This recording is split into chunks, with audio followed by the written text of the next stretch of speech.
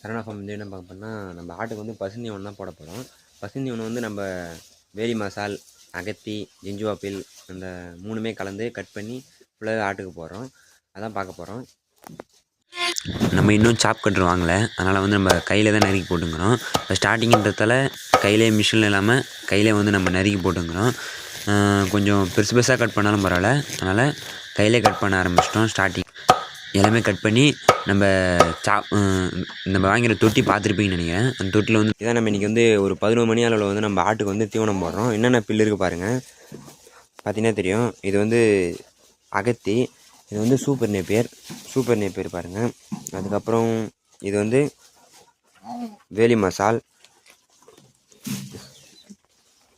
இது வந்து ஜிஞ்சுவாப்பில்.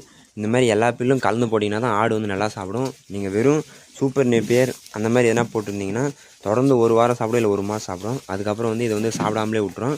அதனால் வந்து எப்போயுமே போடுறப்ப இந்த மாதிரி கலந்து போடுங்க. நம்ம சூப்பர் நேப்பியர் வேணால் அதிகமாக சேர்த்துக்கலாம், இல்லை மீதி எல்லாத்தையும் கொஞ்சம் கொஞ்சமாச்சு சேர்த்துக்கணும்.